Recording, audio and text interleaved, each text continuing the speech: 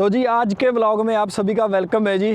तो आज इस टाइम हम खड़े हैं फार्गो नॉर्थ डकोटा में और यहाँ पे बहुत ज़्यादा स्नो पड़ रही है। स्नो ब्लिजर्ड आया हुआ है। स्नो ब्लिजर्ड का मतलब होता है कि तूफान स्नो का आना। तो काफ़ी बुरे वाला तूफान है, अभी स्टार्ट हुआ है और आज की हमारी ये शिफ्ट पूरी तूफान में चलेगी और हमने रुकने का डिसीज़न नहीं लिया है क्योंकि सड़कें अभी इतनी ख़राब नहीं हैं, अभी चला जा सकता है। तो हम कोशिश करेंगे शिफ्ट यहाँ से चेंज करके निकलने की। और इस बार फिर हम चले हैं ओहायो में, जो शहर का नाम है जहाँ पे हम चले हैं उसका नाम है लेबनन। पीछे आइस थी, काफ़ी ज़्यादा बर्फ़ भी पड़ रही थी, हालात बुरे भी थे, लेकिन देखते हैं इस बार हवा हमारी पीठ से होगी। वेस्ट टू ईस्ट है हवा और हम भी ईस्ट को जा रहे हैं, तो क्या पता दबाव हवा का कम हो जाए और स्नो का दबाव कम हो जाए थोड़ा सा। तो आपको पता लग रहा होगा कितनी स्नो पड़ रही है मेरे पीछे और मैं आपको दिखा भी देता हूँ। हाथ ठर गया यार मेरा। तो जी ये हालात हैं ट्रक के नीचे से, ये सारा साफ़ करना पड़ेगा। लोड जो हमारे पास है ये डेंजरस गुड्स का है। और इधर भी दिखाता हूँ मैं आपको ट्रेलर का, ये वाला देखो, ये बुरा हाल है यहाँ से, ये सारा जम चुका है। ये पता क्या होता है कि आइस चिपक जाती है इसके साथ। ये पीछे लाइट्स देखिए आप, दिख रहा है कुछ नहीं दिख रहा। ये सारा साफ़ करना पड़ेगा, अभी शिफ्ट साफ़ करके मुझे सारा टाइम लगाना पड़ेगा। तो जी इधर हालात ऐसे हैं, देखिए स्नो स्टॉर्म चल रहा है जी, अभी तो स्टार्ट हुआ है, स्टार्ट हुए को आधा घंटा भी नहीं हुआ। तो अभी यहाँ से निकलते हैं। ये देखिए ये बूट पूरा धंस चुका है तो जी आधा घंटा भी नहीं स्टार्ट हुआ है और हवा भी तेज़ है काफ़ी। तो जल्दी जल्दी जाकर प्री ट्रिप वगैरह करके निकलते हैं यहाँ से ताकि रास्ते में ना फंसें और रॉकफोर्ड इलिनॉइस तक पहुँच जाएं, क्योंकि वहाँ पे टेम्परेचर प्लस में है और बारिश होगी वहाँ पे। तो इस चीज़ का भी डर है कि जल्दी से जल्दी वहाँ पे पहुँचें। इस रेस्ट एरिया में नॉर्थ डकोटा की ये फार्गो वाला रेस्ट एरिया, यहाँ पे अंदर मैं पहली बार जा रहा हूँ, बाहर तो मैंने पहली बार काफ़ी बार आया हूँ। तो जी हाँ बहुत ठंडा है यार बाहर।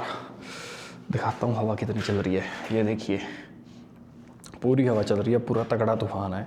अभी तूफ़ान स्टार्ट हुआ है और मुझे लग रहा है कि ये बहुत बुरा हाल करेगा आगे हमारा। और इधर भी देखिए सारे का सारा, अरे वाह, चलो कोई बात नहीं। तो जी क्या है, कोशिश करेंगे यहाँ से रॉकफोर्ड तक पहुँचने की, जैसे मैं पहले बता रहा था। क्योंकि यार पता क्या है, रॉकफोर्ड में टेम्परेचर प्लस में है, अभी बारिश हो रही है वहाँ पे, तो यहाँ स्नो पड़ रही है। अगर हम रोड के ऊपर स्नो एक्यूमुलेट होने से पहले रॉकफोर्ड तक पहुँच जाएं तो हमारी किस्मत बहुत अच्छी रहेगी और ये ट्रिप ख़राब नहीं होगा। नहीं तो हमें यहाँ पे 2 दिन रुकना पड़ जाएगा। आज की सारी रात स्नो पड़नी है, कल दोपहर तक पड़नी है, तो कल दोपहर के बाद ये सड़कें साफ़ करने की कोशिश करेंगे और हमें पूरा 1 दिन हो जाएगा, 24 घंटे हो जाएंगे रुके को। इसीलिए मैं सोच रहा हूँ कि अगर चले जाएँ तो बेटर रहेंगे। अभी चलो फ्रेश होते हैं, रेस्ट एरिया के अंदर आ गया मैं और फिर यहाँ से निकलते हैं। तो जी भाई साहब फ्रेश वगैरह हो चुके हैं रेस्ट एरिया से। तूफ़ान बढ़ रहा है और ये स्नो कहाँ तक आ चुकी है मैं दिखाता हूँ आपको। पहले ये वाला रास्ता यहाँ से क्लियर था, देखिए अभी यहाँ तक आ चुकी है और ये कम से कम 1 ईंट की है, ये देखिए यहाँ तक तो है स्नो ज़्यादा भाई, पड़ रही है, लगातार पड़ रही है। जल्दी से जल्दी यहाँ से निकलते हैं।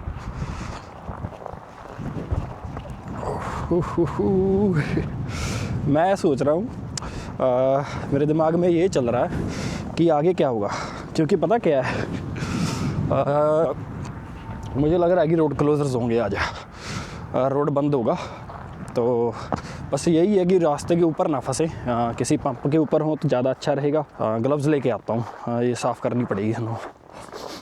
दस्ताने उठा लिए हैं। अभी क्या करते हैं कि ट्रेलर की लाइटें, जो चीज़ें साफ़ करने वाली हैं वो साफ़ करते हैं। ये साफ़ होना चाहिए ताकि पिछले को दिख सके कि ट्रेलर ने 4 वे फ्लैशर छोड़ दिए, क्योंकि यहाँ का असूल है जी, जो 4 वे फ्लैशर्स होते हैं ना, ये इसीलिए यूज़ किए जाते हैं जब आप रुक रहे हो तो पिछले को बताना हो कि भाई एमरजेंसी ब्रेक्स लग रही हैं तो आप रुक जाओ। तो ये देखिए ये सारा साफ़ करना पड़ेगा। ये रिफ्लेक्टर भी साफ़ करने पड़ते हैं। ये साफ़ हो जा भाई, तू भी, तेरी बहुत ज़रूरत है। ये भी चमकना चाहिए जी दूर से कि डेंजरस गुड्स का लोड है, ताकि ऑफिसर को पता हो कि जो ट्रेलर आगे खड़ा है वो, या पिछले ड्राइवर को पता हो जो ट्रेलर आगे खड़ा है ये डेंजरस गुड्स वाला है। पता क्या होता है, रात में कई बार ना आपकी लाइट्स ढक जाती हैं, जैसे ये वाली ढकी पड़ी हैं, तो आपका रिफ्लेक्टर अगर दिख रहा है ना आगे वाले पिछले वाले को पता लग जाता है कि आगे कुछ है। रिफ्लेक्टर बहुत ज़रूरी है जी। जो चीज़ मैंने नोट की है, रिफ्लेक्टर का बहुत ज़रूरी है, बहुत ज़्यादा ज़रूरी है रिफ्लेक्टर। ये मुझे पक्का पता है कि आगे 150-200 किलोमीटर में दोबारा से साफ़ करना पड़ेगा मुझे सारे का सारा। ये नंबर प्लेट तो मिल ही नहीं रही है, नंबर प्लेट अच्छा यहाँ है। तो भाई ये है आज का हिसाब, दिखा दिया आपको स्टॉर्म। ठीक है जी, यहाँ साफ़ है ना सारा। तो भाई ट्रेलर की लाइट्स और रिफ्लेक्टर साफ़ कर दिए हैं, पूरी तैयारी चल रही है। आज तो भी ऐसा है कि कोई कमी रह ना जाए। तो रिफ्लेक्टर भी साफ़ हो चुके हैं, ये भी साफ़ हो चुका है, स्टिकर डेंजरस गुड्स का, लाइटें भी साफ़ कर ली हैं। तो अभी तो बस निकलना है। और स्टॉर्म बढ़ रहा है भाई, बहुत तेज़ी से बढ़ रहा है। तो मुझे डर है कि फंस ना जाएं यार। पंप पे हो, बस किसी भी पंप पे हो, क्योंकि आपको वॉशरूम का एक्सेस बहुत ज़रूरी रह जाता है जब आप किसी स्टॉर्म में फंसे होते हो।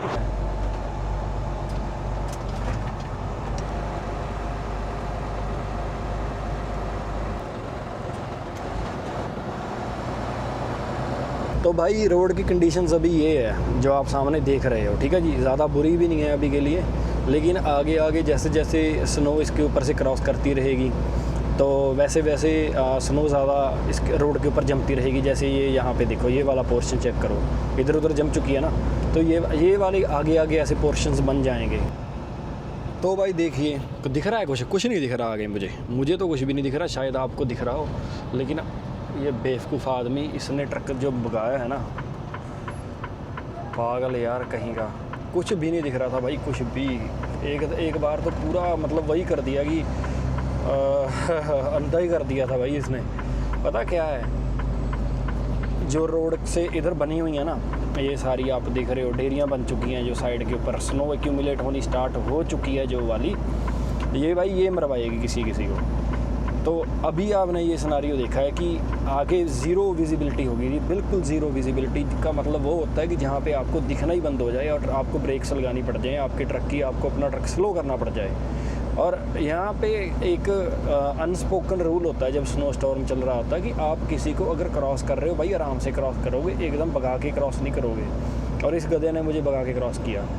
स्नो अब एक्यूमुलेट होनी स्टार्ट हो चुकी है रोड के ऊपर, और आगे आगे ये ज़्यादा बढ़ जाएगी, क्योंकि अभी स्नो स्टॉर्म को आए हुए तकरीबन 2 घंटे ही हुए हैं, 2 घंटे से ही चल रहा है पीछे से।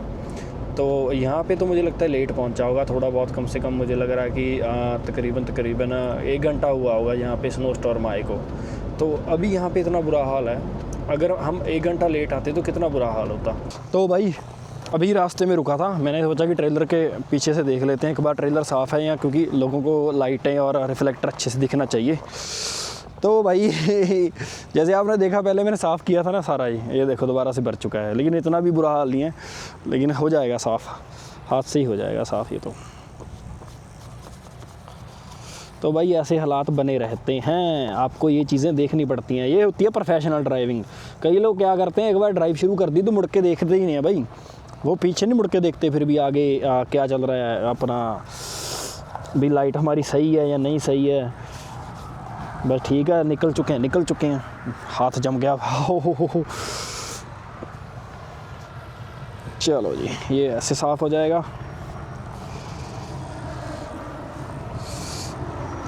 इसी ने जान बचानी है हमारी भी और लोगों की, तो ये ध्यान रखना पड़ता है। हो। तो भाई जैसे आपने देखा ये ऐसे भर चुका है भाई। देखो पता क्या चीज़ है, काफ़ी सीरियस मुद्दा है। एक तो लोड डेंजरस है, ऊपर से वेदर भी डेंजरस है। ये स्नो स्टॉर्म साफ़ कर रहा है भाई, ये स्नो साफ़ कर रहा है देखो इस मशीन के साथ, ये बढ़िया चीज़ है पूरी स्नो साफ़ करने के लिए। मैंने पहले एक वीडियो में दिखाई थी कि कैसे स्नो साफ़ करते हैं, लेकिन ये बहुत बढ़िया चीज़ है भाई। देखेगा मेरे इस तरफ भी रिकॉर्ड कर रहा है मुझे। तो भाई वेदर तो ख़राब होने वाला, रात के 8 बजे तक बता रहे हैं स्टॉर्म। तो रात के 8 बजे तक चलेगा स्टॉर्म, उसके बाद ब्रेक मैं भी उसके बाद ही डालूँगा। भूख लगी पड़ी है, मैं तो आज रोटी भी नहीं खाई थी, मैंने सोचा जल्दी से जल्दी निकलते हैं यहाँ से, टाइम ना ख़राब करें। चलो निकलते हैं अभी यहाँ से, देखते हैं आगे वेदर कैसा रहेगा। लेकिन उम्मीद करता हूँ कि आगे ठीक हो जाएगा वेदर यार, रोड ठीक हो जाए, ज़्यादा काम ख़राब हो। चलो जी हो गया साफ़, वहाँ निकलते हैं। ये नंबर प्लेट रहेगी यार, इसकी टिकट ना दे दे कोई, मुझे डर लगता रहता है। चेक भाई, चलो जी निकल रहे हैं। माथे पे लाइट लगा के आया था मैं।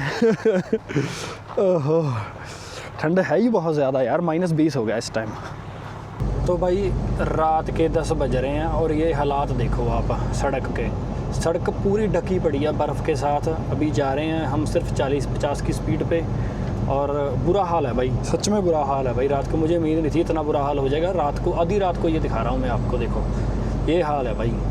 पता नहीं यार, इन्होंने बर्फ़ ही नहीं साफ़ की या बर्फ़ पड़ी इतनी गई कि सड़क सारी की सारी जमी पड़ी है और 1 इंच सड़क के ऊपर पड़ी है बर्फ़। ट्रक बस चल रहा है, ऐसा है कि रुकेंगे तो वहीं गड़ जाएगा, अगर तुरते रहेंगे तो तुरते रहेंगे। साइड में तो पता ही नहीं लग रहा कि साइड कितनी ऊंची है और यहाँ पे सड़क कितनी ऊंची है, तो पता ही नहीं है भाई क्या हालात हैं।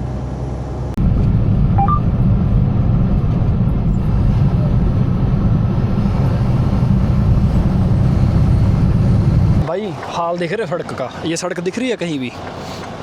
ये हाल है सारा। इंटरस्टेट है ये मेन इंटरस्टेट होता है जो NHAI होता है ना, जैसे इंडिया में, वो है ये USA का। इतना बुरा हाल तो मैंने कभी भी नहीं देखा। कभी क्या मतलब देखा, इस साल नहीं देखा, पिछले साल देखा था हाँ, इंडिया जाने से पहले। लेकिन भाई इस साल का तो ये बेकार सबसे मतलब बुरा स्टॉर्म है ये वाला। भाई वेदर का बहुत बुरा हाल है। सड़क आपने खुद ढूंढनी है, लेकिन आप जाते रहो 40-50 माइल की स्पीड पे। तो भाई ऐसा है कि स्टॉर्म बहुत ज़्यादा बढ़ गया था। एक बार तो ऐसे लगा था कि आज ठीक चले जाएगा, हम आराम से जाएंगे आगे, कोई दिक्कत नहीं आएगी। लेकिन भाई इतना स्टॉर्म आया ना मिनियापोलिस निकलने के बाद, इतना बड़ा स्टॉर्म था कि ये देखो, तो आप खुद ही देख लो भाई, ये इंटरस्टेट है। इंटरस्टेट वो होता है जो कि पूरे देश को कनेक्ट करता है, वो रोड है I-94। और भाई इसका ये हाल हुआ पड़ा है तो बाकी सड़कों का क्या होगा अभी। और ये कॉन्स्टेंटली इस रोड को साफ़ कर रहे हैं। मतलब कई बार ऐसा होता है कि 2 मिनट बाद स्नो इतनी ज़्यादा आ जाती है कि विजिबिलिटी 0 के अराउंड हो जाती है, और कई बार जैसे अभी फ्लरी पड़ रही है ये लाइट वेट हो जाती है। तो ये डिपेंड करता है भगवान के मूड पे, कहाँ ज़्यादा स्नो देनी है कहाँ कम देनी है। लेकिन भाई बहुत बुरा हाल है, बहुत ज़्यादा बुरा हाल है आज रोड का। ये 2025 की सबसे बुरी स्नोफॉल है मेरे हिसाब से। भाई अभी शिफ्ट ख़त्म करके हटा हूँ, हालात देखो, ये सारी बर्फ़, ये देखो कितनी बड़ी, सारी आज लगी है। अभी तो मैं और दिखाता हूँ, ये देखो ट्रेलर का हाल, ये दिख रहा है सारा, ये लो। ये हाल है भाई। ये सारी जड़ जाएगी वैसे तो आगे 2-3 घंटे बाद, क्योंकि टेम्परेचर वहाँ प्लस में है। तो लेकिन आज की पूरी शिफ्ट भाई स्नो स्टॉर्म में थी, पूरी की पूरी शिफ्ट मेरी स्नो स्टॉर्म में चली है आज। ये सर्फ साफ करना पड़ता है। शिफ्ट भी ख़त्म हुई है, मैंने कहा ये कर दे साफ़ ताकि दिखता रहे इंडिकेटर्स वगैरह, ये सारे का सारा चीज़ें। टिकट मिलने का डर रहता है भाई, क्या करें।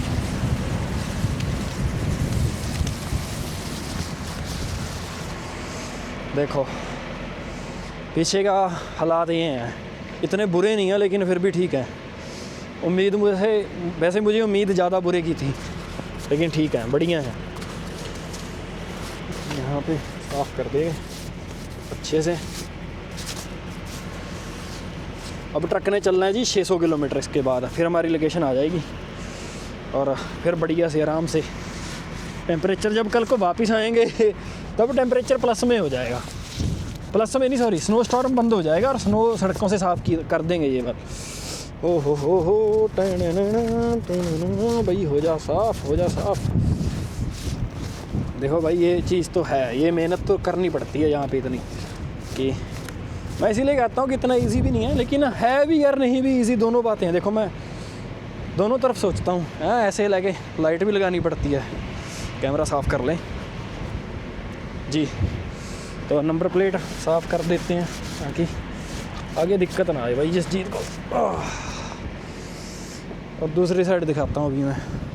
इधर वाली साइड ठीक है यार, ये इतनी बुरी नहीं है। देखो मेल्ट हो रही है स्नो, यहाँ पे पानी गिर रहा है ना, ये स्नो मेल्ट हो रही है, अच्छी बात है। ट्रेलर के नीचे तो मैं क्या ही दिखाऊँ आपको, देखो। लग रहा है कि ये ट्रेलर है, बर्फ़ का ढेर लग रहा है भाई। ये लो ये देखो, और इधर देख लो ये वाली कितनी स्नो है। ये पानी की स्नो होती है ना सारी की सारी, ये पानी बहुत होता है इसमें सारी स्नो में। देखो ये इतने डले हैं, इतने बड़े बड़े, ये देखो।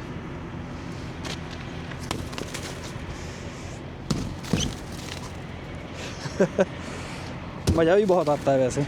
और ये भाई ये वाला देखो भाई साहब, ये देखो डर क्या है यार।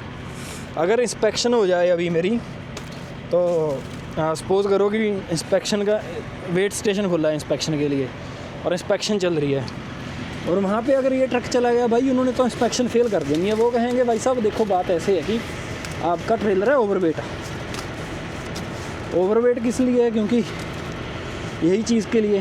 हाँ भाई ये ख़राब हुआ पड़ा है, ये ठीक करवाना पड़ेगा, कंपनी को बोलना पड़ेगा कि ठीक करवाओ भाई इसे, ये रिपेयर गलत है।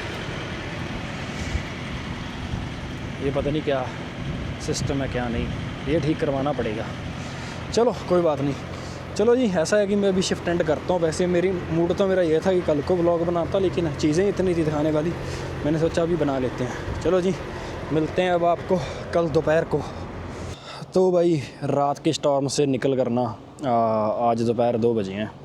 भाई रात बहुत बुरा स्टॉर्म था, बहुत ज़्यादा बुरा स्टॉर्म था। जो कह दे कि ये मैंने देखा होगा कि मेरी लाइफ का अगर मैंने कोई स्नो स्टॉर्म देखा है ना इतना बुरा, तो ये दूसरा या तीसरा स्नो स्टॉर्म होगा इतना बुरा मेरे 5 साल के एक्सपीरियंस में। भाई बहुत ज़्यादा, कम से कम ऐसा था कि कल रात को तकरीबन 1:30-2 बजे 12-1-2 के तकरीबन उस टाइम पे, तो मुझे लगता है रोड के ऊपर 1-1 फीट की, आधे फीट होगी यार, चलो 1 फीट तो ज़्यादा होगा वैसे, आधे फीट की स्नो होगी। और ट्रक ऊपर से जा रहा था जी स्लिप करता हुआ, क्योंकि ऐसा था कि यार रुकने का फ़ायदा नहीं था। अगर रुकते ना तो आज फंस जाते वहाँ पे, मतलब पूरा दिन खड़े रहते। अब यहाँ पे डिलीवरी लोकेशन पे पहुँच चुके हैं, और सॉरी डिलीवरी तो हो चुकी है, अब ये पिकअप कर रहे हैं अगले लोड की, घर पे जाने की वापसी की। तो भाई ये हिसाब है, मैं आपको दिखाता हूँ ट्रक का क्या क्या हाल है कल के स्टॉर्म ने क्या हाल किया ट्रक का। ठीक है जी, आगे से स्टार्ट करते हैं पहले। तो ठंड भी है भाई यहाँ पे, लेकिन यहाँ पे स्नोफॉल नहीं है, यहाँ भी पड़नी स्टार्ट हो रही है। तो आज कह रहे थे कि शाम को पड़ेगी यहाँ पे, तो आगे से तो ये ब्लैक बम्पर वाइट होना स्टार्ट हो गया। और भाई ये साइडें देखो, ये देखो सारा एरिया कितना गंदा लग रहा है अब, ये वाला, और ये तो देख ही लो तो भाई ये हाल है जी। वैसे वाइट दिखती है स्नो, वैसे होती नहीं है इतनी वाइट। ये सच देखो, ये जड़ रही है अब स्नो ट्रेलर के ऊपर से ना, पिघल कर ये सारी नीचे जो जड़ रही है। ये भाई बहुत ज़्यादा बुरा हाल था। रात जो मैंने दिखाई थी आपको वीडियो, उसमें ऑडियो अच्छे से नहीं आई, लेकिन ये देखिए मुझे लगता है लोड भी हो गया भाई, पेपर वर्क लेके आ रहा है हमारा। तो भाई पेपर वर्क मिल चुका है लोड का, और ट्रेलर लोड हो चुका है। भाई आया था पेपर वर्क पकड़ाने के लिए। तो भाई ये हालात हैं, देखो दोबारा से दिखाता हूँ मैं, वीडियो कट गई थी ना पीछे। तो ये अभी चिपकी पड़ी है स्नो, ये सारी की सारी, ये उतर जाएगी, लेकिन ऐसा है कि थोड़ा साथ लगाती नरम भी पड़ी है, वैसे ही उतर जाएगी ये तो। हाँ, उतारनी भी नहीं पड़ेगी। और ट्रेलर के टेंडम भी मूव करने हैं। तो भाई ये हालत है नीचे से ट्रेलर की, देखो। और उसी रास्ते से कल वाले रास्ते से हमने वापस जाना है। तो देखते हैं उधर क्या है। वैसे तो अभी रोड येलो दिखा रखा है, मतलब भी स्नो अभी पड़ी है, साफ़ कर रहे हैं वो, उनकी कोशिश चल रही है साफ़ करने की, लेकिन पता नहीं भी कितना टाइम लगेगा स्नो साफ़ करने में। चलो खैर, यहाँ से निकलते हैं। 2:30 बज चुके हैं अभी, हाँ नहीं 3 बज चुके हैं भाई, 3 बज चुके हैं। तो निकलते हैं यहाँ से और मिलते हैं आपको रास्ते में। ये लोड हो चुका है सिक्योर। इसके अंदर है वुड पैलेट्स, लकड़ी का थोड़ा सा कंप्रेस करके ना चूरा बना रखा है, चूरे को फिर दबाकर गोल बना रखा है, ब्रिकटी कहते हैं इन्हें, तो पैलेट्स कहते हैं, सॉरी पैलेट्स। तो ये बना रखी है इन्होंने। तो ये कॉस्को का लोड है, कनाडा में जाएगा ये, कैलगरी में। हमने लेके जाना है सिर्फ विनीपेग, हमारा काम विनीपेग तक का है। लो लोड, ये दरवाज़ा भी शिफ्ट हुआ पड़ा है। ये ट्रेलर मुझे लगता है एंगल पे खड़ा है, इसीलिए ट्रेलर सीधा करना पड़ेगा। हाँ भाई ट्रेलर सीधा करना पड़ेगा। देखो अगर बन जाए बात तो सख्ती से। देखो भाई कितनी बर्फ़ पड़ी है यहाँ पे ये कल वाली है, मुझे लगता है जसजीत ने एक बार भी साफ़ की है, जो रात मैंने की थी बस वही है।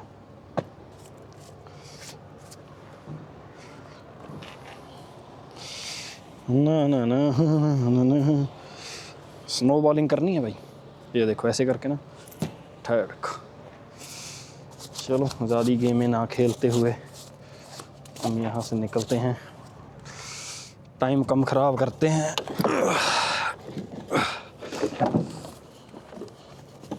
पहले तो उसको झाड़ ही लेते हैं अच्छे से। ओह।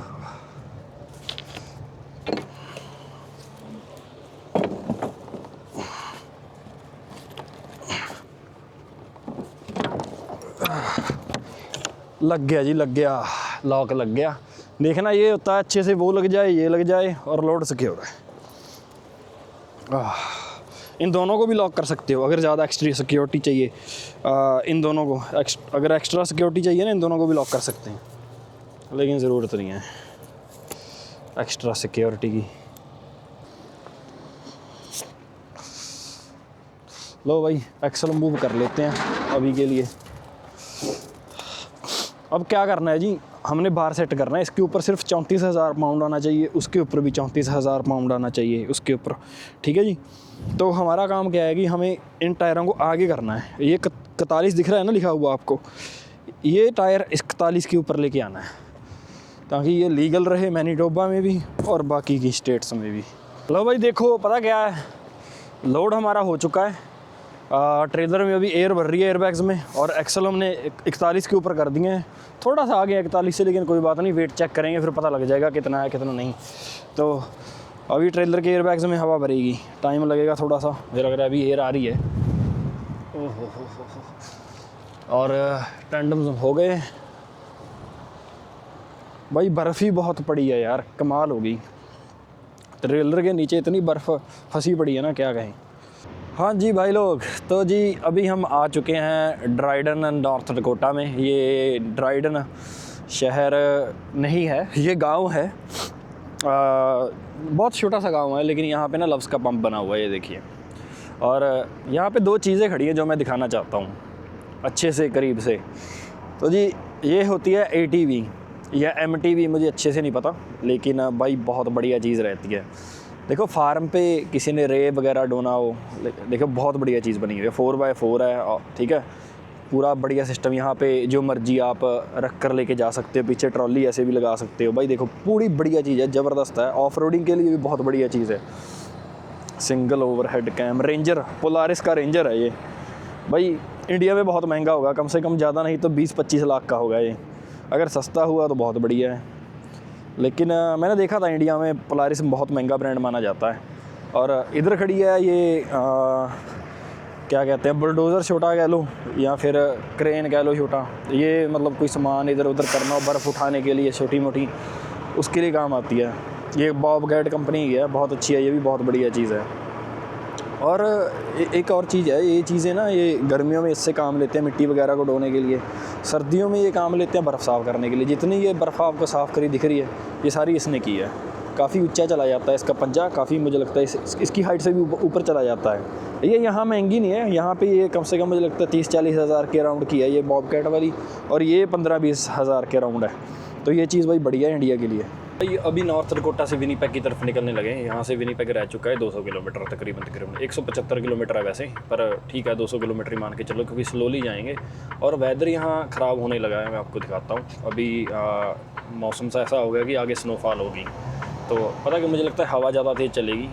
दिखा भी रखा है, वार्निंग भी दे रखी है, वेदर एडवाइजरी जारी कर रखी है इन्होंने कि आप अपने घर पर रहें। और ये देखिए सड़क सारी की सारी वाइट पड़ी है, तो ऐसे ट्रैवल करना डिफ़िकल्ट हो जाता है। अगर आपका फार्म वगैरह है ना, तो आपको 4x4 व्हीकल ही रखने पड़ते हैं। जैसे मैंने आपको पीछे दिखाया ना पोलारिस जैसे, वो व्हीकल यहाँ पे ज़्यादा कामयाब हैं। और यहाँ फार्मों में वो लोग ज़्यादा रखते हैं, जॉन डीयर के, पोलारिस के, मुझे लगता है और भी कई कंपनियाँ बनाती हैं। तो ये चीज़ें बेस्ट रहती हैं अगर आपने यहाँ खेती वगैरह करनी है। नॉर्थ डकोटा जैसे वेदर में आपने रहना है, यहाँ पे फसल एक ही निकलती है, ज़्यादा फसलें नहीं निकलती। एक अगर आप छोटी फसलें निकाल रहे हो तो आप 2 निकाल लोगे बाई हैंड, लेकिन ऐसा है कि उससे ज़्यादा नहीं आप निकाल सकते, क्योंकि विंटर यहाँ पे बहुत ज़्यादा हार्श है। कनाडा का विंटर और नॉर्थ USA में अगर कोई स्टेट इतनी ठंडी है अलास्का के बाद, वो नॉर्थ डकोटा ही है जो सबसे ठंडी स्टेट मानी जाती है। अलास्का चलो कंट्री से अलग है, वो नॉर्थ पोल में आ जाती है, लेकिन जो USA से अटैच्ड स्टेट सबसे ठंडी स्टेट है वो नॉर्थ डकोटा ही है। और भाई इधर का वेदर सच में बहुत बुरा रहता है, विनीपेग जैसा रहता है, कई बार तो विनीपेग से ज़्यादा बुरा रहता है। क्योंकि पता क्या है, जो गर्म हवा और ठंडी हवा का मिलाप होता है वो नॉर्थ डकोटा में होता है, इसीलिए यहाँ पे विंटर्स में स्नोफॉल और टेम्परेचर ज़्यादा नीचे जाते हैं और हवा तो बहुत तेज़ चलती है। कई बार ना ऐसा होता है कि 80 किलोमीटर 90 किलोमीटर की 120 किलोमीटर पर आवर की गस्ट होती है। 80 किलोमीटर की तो हवा होगी, 120 किलोमीटर की गस्ट होती है। तो इतनी तेज़ हवा होती है, ट्रक नहीं चलते, यहाँ पे काफ़ी एक्सीडेंट्स हो जाते हैं। अगर रोड पे ब्लैक आइस बनी हो तो ट्रक को पुश कर देती है एयर, ठीक है जी। हवा का दबाव इतना होता है कि हवा ट्रक को पुश कर देती है ब्लैक आइस के ऊपर और ट्रक डिच में चला जाता है। काफ़ी लोगों के साथ ये चीज़ होती है हर साल, तो काफ़ी ध्यान रखना पड़ता है। और यहाँ का मैं अभी इंटरस्टेट दिखाता हूँ, ये इंटरस्टेट है जी, अभी चढ़ने लगे हैं। तो इंटरस्टेट के हालात इतने बुरे नहीं हैं, लेकिन है भी नहीं भी हैं, दोनों चीज़ें हैं। लेकिन ब्लैक आइस नहीं, मुझे लग रहा नहीं है ब्लैक आइस बनी हुई है या फिर आइस बनी हुई है अकेली। ये देखो साफ़ भी कर रहे हैं, अभी ये साफ़ करने का काम भी चल रहा है साथ के साथ। ये चीज़ बढ़िया है भाई, यूएसए में स्नो बहुत जल्दी साफ़ करते हैं। और एक और चीज़ है, कनाडा में दिखाता हूँ मैं क्या हालात है। मुझे लगता है कनाडा में थोड़े से बुरे हालात होंगे अगर यही वेदर कनाडा में हुआ, लेकिन है तो यहाँ से देखो बॉर्डर यहाँ से 50 किलोमीटर रह गया सिर्फ। और देखते हैं वहाँ का वेदर कैसा होगा। मुझे लगता नहीं है कि कनाडा वाले साफ़ करते हैं भाई। कनाडा वालों का थोड़ा सा बुरा हाल है, देखो इस चीज़ की कोई शिकायत नहीं है, लेकिन कनाडा का इंफ्रास्ट्रक्चर थोड़ा सा वीक है। अगर इकॉनमी की बात करें तो इकॉनमी पे डिपेंड करता है कितना पैसा है आपकी इकॉनमी में। ये देखो भाई साफ़ कर रहा है कि नहीं, बढ़िया, ये भी जॉब बढ़िया है। ये यहाँ पे यूएसए में पे रेट इनका ज़्यादा है। यूएसए में एक और चीज़ है भाई, यूएसए का डॉलर भी महंगा है और यूएसए में पे रेट भी ज़्यादा है। जब हम यूएसए में ट्रक चलाते हैं तो हमें माइल का जो रेट पे होता है वो तो कनाडा वाले ही करते हैं, चाहे हम यूएसए में ट्रक चला रहे हैं। लेकिन करना तो ऐसे ही चाहिए कि अगर यूएसए में चला रहे हो यूएसए का रेट मिलना चाहिए भाई। चलो ये खुद यूएसए का रेट लेते हैं। जब ये कनाडा यूएसए से कनाडा लेके जाते हैं ना लोड, कोई भी, जैसे हम ये वाला लोड लेके आए हैं, कंपनी को यूएस डॉलर में पेमेंट होगी और हमें ये कनेडियन में करते हैं। ये भी चीज़ बुरी है वैसे। चलो देखते हैं आगे क्या बनता है कनाडा के वेदर में, क्या हिसाब किताब है, कितना स्लोली जाना पड़ता है या फिर सही साफ़ सड़क मिल जाए तो सबसे बढ़िया है, ठीक है जी। हाँ जी भाई, कनाडा के रोड आप देख रहे हो भाई, एक साइड ही साफ़ करी हुई है, जो सामने वाली ये वाली लेन है यही साफ़ करी है, ये दूसरी वाली साफ़ नहीं की हुई है। देखो अच्छे से ये भी गाड़ियाँ चल के गई हैं इसके ऊपर से, तभी इसलिए साफ़ हुई है, लेकिन ये खुद नहीं साफ़ करते इतना। और भाई मैनीटोबा, जो हमारे वाली स्टेट है मैनीटोबा, जहाँ मैं रहता हूँ विनिपेग में, है ना, ये स्टेट भाई कम पैसा खर्चती है रोड्स को साफ़ करने पे। ये साल्ट भी नहीं घेरते, साल्ट की जगह पे ये मिट्टी घेर देते हैं, ये ऐसे लोग हैं। तो इस चीज़ का नुकसान भी होता है क्योंकि मिट्टी स्नो को मेल्ट नहीं ना कर सकती, हार्ड बना देती है, तो ये चीज़ में दिक्कत देती है। चलो कोई बात नहीं भाई, गरीब स्टेट है लेकिन टैक्स सबसे ज़्यादा लेती है, 39% टैक्स भरते हैं यहाँ पे हम, अगर फेडरल और मैनीटोबा का टैक्स मिला के चले तो।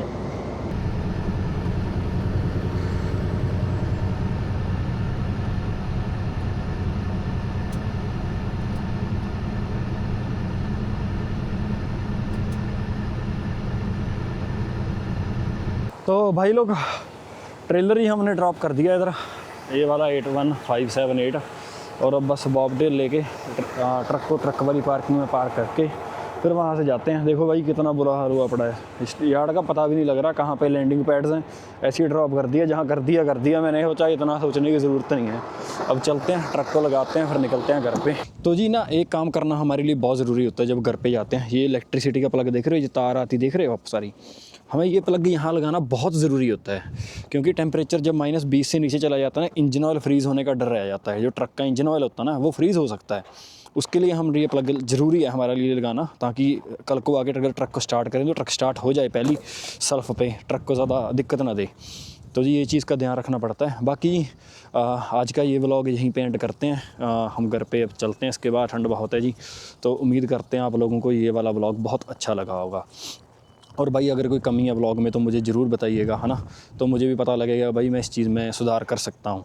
तो आप लोगों का सभी का बहुत बहुत धन्यवाद ये व्लॉग देखने का। और भाई एक चीज़ दिखाता हूँ जाते जाते, ये भाई नए वाली लैंड क्रूज़र है यार, बहुत छोटी बना दी यार इन्होंने, लैंड क्रूज़र बहुत छोटी कर दी। पहले वाली लैंड क्रूज़र बहुत बढ़िया थी, ये वाली पता नहीं क्या कर दिया इन्होंने यार इस गाड़ी का। चलो ये तो बहुत छोटी लगती है ये वाली तो भाई, लेकिन टोयोटा की गाड़ियाँ होती बहुत अच्छी हैं, मुझे बहुत पर्सनली अच्छी लगती हैं। तो चलते हैं जी भाई, निकलते हैं, ठीक है जी घर पे, और आपको मिलते हैं जी अगले व्लॉग में और अगले सफ़र के साथ।